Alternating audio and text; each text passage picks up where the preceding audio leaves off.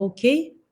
Dear friends, hello. I have Cedric Bollag with me. He's a very optimistic person. You can see by his smile, and by the way, that he's helping startups to get money from the investors. I Yes. think that is a great job. To help people to get money and to be optimistic. Nowadays, a lot of people have to do startup. There is no way out. You cannot sit and receive your $20,000 or euro a month because life is changing. I'm very happy to see you, Cedric. He is expert in the Swiss and Israeli startup scene.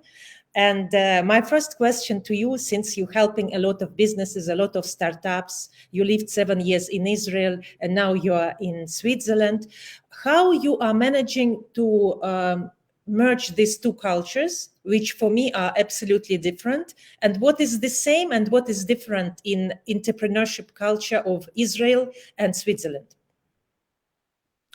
So, Olga, first of all, thank you very much for having me. It's very exciting to be here. And I think, this opening question, I think, is already a very big question to ask. And it's not such a simple answer. But in general, I try to live my life in a way where you try to see the positive in people. So you try to see, like what are the things that you have in common. And if you don't maybe find something obvious that you have in common, you try to find something that the other person does better than you and try to implement that in your life. And I think this is like something that, like, the more I see these different cultures from spending, growing up, being born, growing up here in Switzerland, but also being in Israel for a lot of time, like I see that, like, you have certain cultures that maybe don't seem to obviously fit with each other, but you can complement each other. So you can find things that, like, maybe can be improved in Switzerland that the Israelis are doing already very well, or vice versa. So I give you a very simple example. In Israel, you have the mindset where people just get started.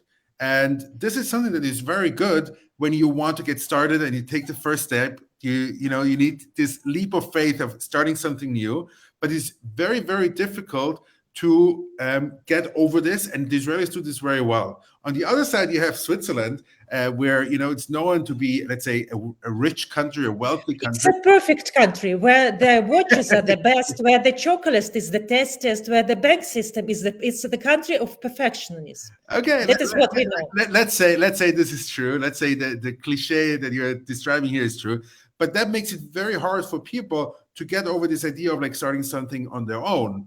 Now, what that brings with it is like that in Switzerland, the mentality is perfection. So unless it's not perfect, I don't want to like show it to the public. And I think like this is like a very good example where we can learn from each other. It's good to be perfect, but not if it's holding you back. It's good to start something new, but not if it's so bad that no one will use it. So if you bring this together, these two mindsets, there's a lot to be learned from and a lot to complement within the team that you can say like, yes, together we will be stronger. And I think there's many different things, like that you can find, like, Switzerland and Israel are both very small countries with low natural resources.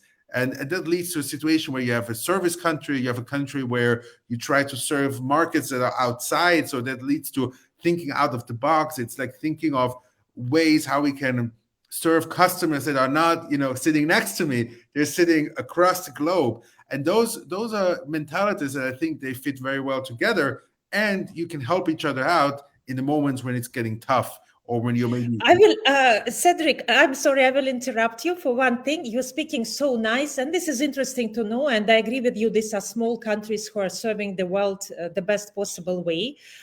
Is it maybe a little bit silly question? I know, is it truth or not that in Israel, people normally are not ironing their clothes too much? So they, or maybe it's not truth, but in Switzerland, on the contrary, people are very dressed up, very conservative way and very elegant way.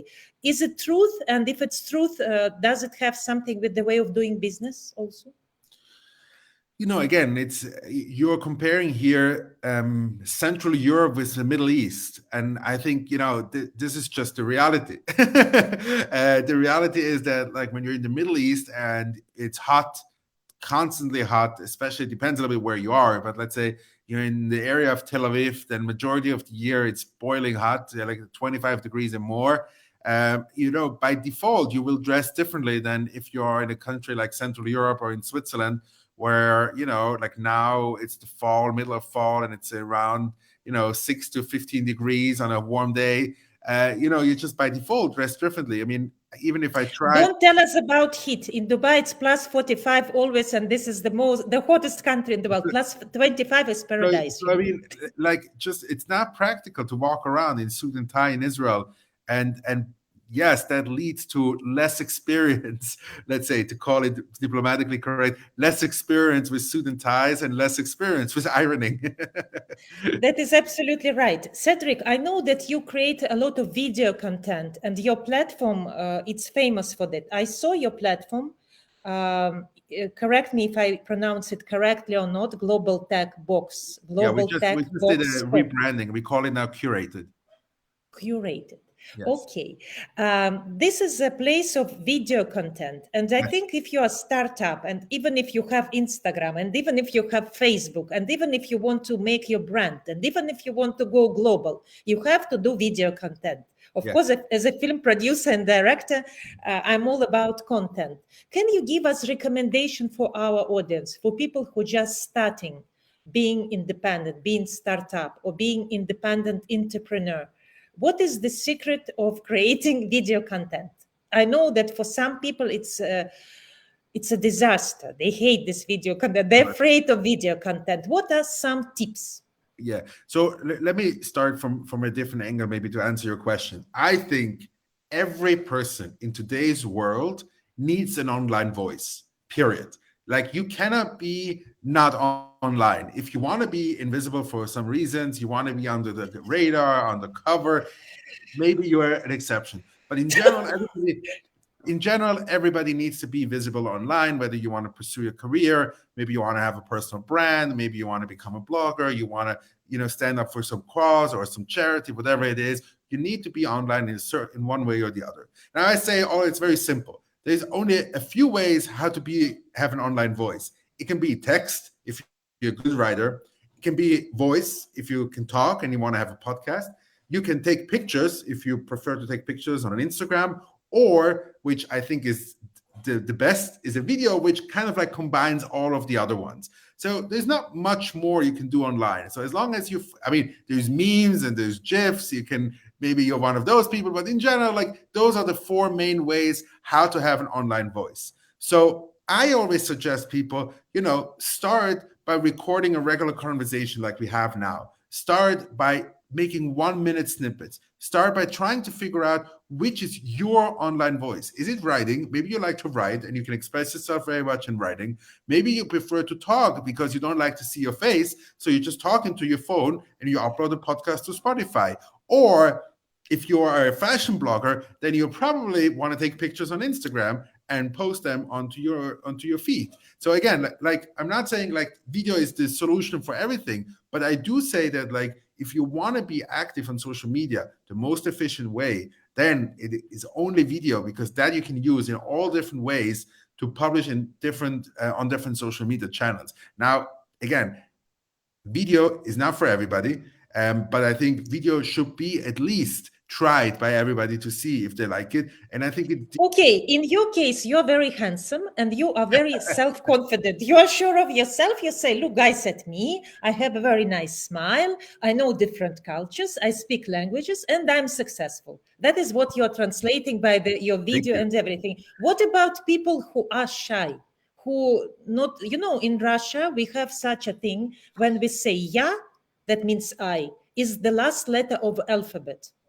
Okay. At least many years ago, kids, and we were taught like that. So don't say I. It's not like an American culture. I'm the best. I know that. We were taught that you should be modest. And there is big contradiction between how to overcome this contradiction. Well, I just finished a book, just on the way home to get to this interview, called the book that is called Everything is Figure Outable. And what she says in there, it's like you have a duty in this world to have a contribution to this world. Someone wants to hear what you have to say. And again, the question is the scale. And I think the media is ruining this a little bit by saying that you need more likes, more views, more impressions, whatever it might be. But, if you have a business that, sells maybe high tickets or whatever your business does, and you have 10 views, and out of these 10 views, you have 5 new customers, then it was well worth it. Again, we think that like only thing is good that is like 1 million views or more. And I think the opposite. There's a very good video from Gary Vaynerchuk. I don't know if you follow him. Gary V is a big influencer, business influencer out of the US. And he has this video called One is Bigger Than Zero. So he says to himself always, like, if I get one view and this one view converts into a paying client, the video was worth it. And, even if you have zero audience and no one knows you, you can get 50, 100, 150 views easily, just by posting it on LinkedIn, posting it on YouTube, optimizing it a little bit for the search algorithms on YouTube, and you're definitely going to be found. And again, like this. So you mean just go out of this box if you're afraid of videos, if you're afraid of likes, if you're afraid of LinkedIn, you have to do it, because if you will not speak for yourself, if you will not speak for your business, if you will not explain what you are doing, if you not explain what your brand is doing, who is going to do that? Yeah, and I would say, I mean, you called me successful, but nevertheless, like, I still fear sometimes. I still fear that, like, people will call me out for, it's like the classic thing that like a lot of entrepreneurs have is like being called a fraud, or whatever I've built so far maybe is not real. So like those fears and feelings are real, and like I think they're okay to have and to acknowledge them and to be in tune with those feelings. It's like, okay, like this is okay to have, but nevertheless, that fear or this anxiety shouldn't stop you from going out there. Again, like for some people, maybe video is really not the right thing. But again, overall, I think video is the tool to reach a lot of people over a very long period of time, even after you published it. So, if you have a video and it's watched by our videos are watched at least 3-4 years. I mean, like we've been publishing videos now for almost 5.5, 6 years. And like our very first videos are still being watched, which I think is insanity, because this is like something I said, like, I don't know how many years ago, and people are still interested or searching for it or finding it on YouTube. And I think that is like so powerful. How not, Cedric, not to overburn? Normally, experts and people who make videos, who are very active on social media, after some time, they're saying, oh, we are very tired. We cannot be. How you continue? You said you're doing it for 3-4 years and still you're in good mood and you're moving on and you have confidence in yourself. How not to? Because very often what I hear from experts, they say we made it 10 times, 50 times, 100 times, and we are tired. Well, I'm privileged that I have a team. So, like I don't do everything by myself. I did start out doing everything by myself at the very beginning. I think it's very important that you do everything by yourself, so you get to know like what works, what doesn't work, what you like, what you don't like. But I think if there is a certain amount of passion behind it, so if you're able to generate money while doing something that you love, I think it makes the whole process much easier. So in my case, at the very beginning, as I said, I did everything by myself, but then I slowly started to, you call it outsource, delegate, hire, whatever, freelancers who would do stuff for me. For example, like what took me the most time was the editing part, and I hated it. Maybe hate is a little strong word, but I did not particularly enjoy the editing part. And I felt really this burden lifted from me once I hired someone who would work with me to edit my videos. And then slowly I would delegate the things that I either didn't like to do or I was not good at. And today I'm in a very fortunate situation where I do the things majority of the time, so not all the time, but majority of the time I do the things that I really love and I'm really good at. So everything else is delegated. That is a luxury. That is a luxury. If you allow me to ask, what is your way of earning money? How your blog, which is quite famous, which is helping a lot of experts, what is your way of earning money? Because, all experts ask me how to earn money. I'm sorry for asking you that question. They say, Olga, this is nice. This is blah, blah, blah. This is very inspiring. But how to start earning money? Well, I think number one, again, like I'm a very religious person. So I think there's a higher force. You can call it God. You can call it whatever you want to call it. that, you have to understand that not everything is in our hands. That's number one. As much as we try to make money and as much as we want to make money, not everything is in our hands.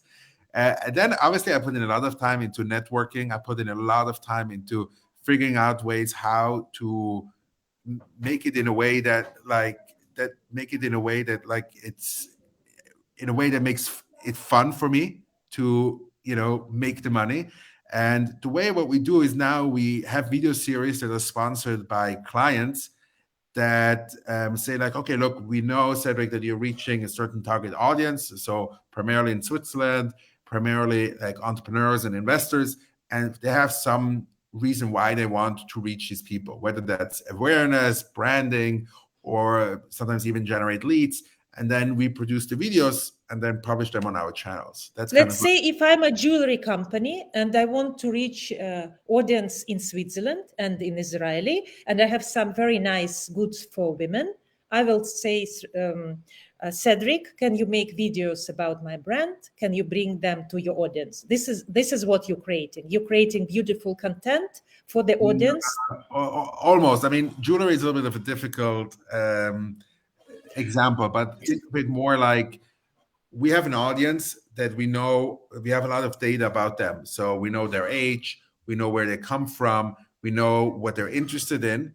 And then we package this and we sell it to corporates. So we say, okay, look, you want to be exposed to this audience, and this audience is interested, for example, in a company that selling software. So we say, okay, look, why don't you sponsor a video series with content that my audience is interested in, branded in your company's branding?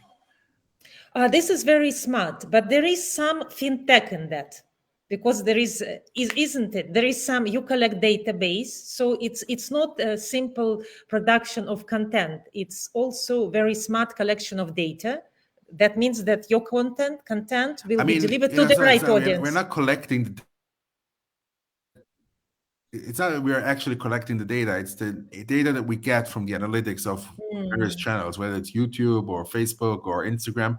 And then from this, we are able to see, okay, like where are people interacting? Where are people less interacting? What is it that, for example, leads to more impression? Where is the click-through rate higher? How can we optimize certain things? And then obviously we see like, all the way down to gender and age. What is the video that you are most proud of? You will say, wow, I did it, and I think this is the best video we did till now. You're very proud, you're very passionate about.